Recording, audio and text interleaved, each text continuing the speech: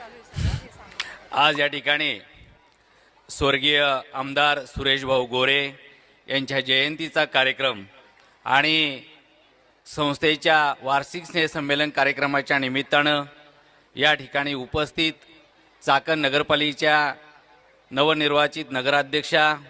आदरणीय मनीषाताई सुरेश भाऊ गोरे तसेच या कार्यक्रमाचे अध्यक्ष चाकण विभागातील वरिष्ठ पोलीस निरीक्षक जितेंद्रजी कदम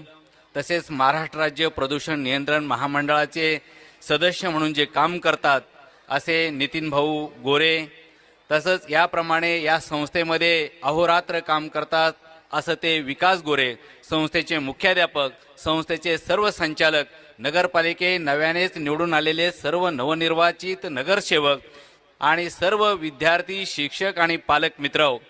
खऱ्या अर्थानं आज या संस्थेचा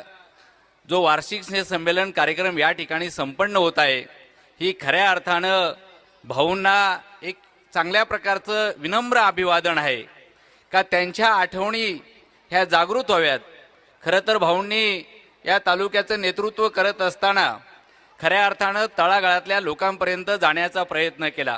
शिक्षण आणि आरोग्यावर भर दिला, वाडी वस्त्यापर्यंत गेले आणि माझ्या तळागाळातल्या माणसाला सुख समाधान आणि त्याला सुविधा मिळाल्या पाहिजेत हा आदर्श समाजामध्ये निर्माण केला आणि त्या आदर्शावर पाऊल ठेवत या संस्थेने या ठिकाणी जे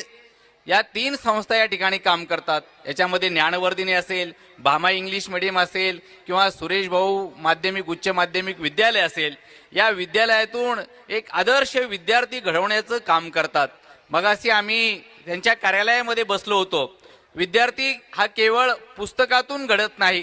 तर वेगवेगळे जे उपक्रम घेतले जातात त्यातून विद्यार्थ्याच्या व्यक्तिमत्वाला दिशा देण्याचं काम ही संस्था करत आहे। आणि आज चाकणचा जर विचार केला तर परप्रांतीय मुलं आहेत, काही मराठवाडा, काही विदर्भ अशा वेगवेगळ्या भागातील मुलं या ठिकाणी शिक्षण घेत आहेत आणि अशा मुलांना दर्जेदारपणे शिक्षण देण्याचं काम ही संस्था करत आहे आणि गोरगरीब मुलांसाठी काम करते। मी अनेक वेळा शाळेमध्ये भेट दिली त्यावेळी आमच्या मॅडम प्रमिला गोरे मॅडम सांगायच्या की सर 10% मुलांची फी आम्ही भरतो, फी जरी कोणी नाही दिली तरी त्या पालकांकडे आम्ही तगादा लावत नाही। म्हणजे नुसतंच शिक्षण दिलं जात नाही, तो गोरगरीब मुलांना जर फी नसेल त्याच्याकडे काही पैसे भरायला नसतील तर अशा मुलांना मोफत शिक्षण दिलं जातं। आज पुणे जिल्ह्यामध्ये एक उत्कृष्ट काम करणारी संस्था म्हणून या शाळेचं नाव घेतलं जातं। वेगवेगळ्या क्षेत्रामध्ये काम करताना ही शाळा चांगलं काम करत आहे।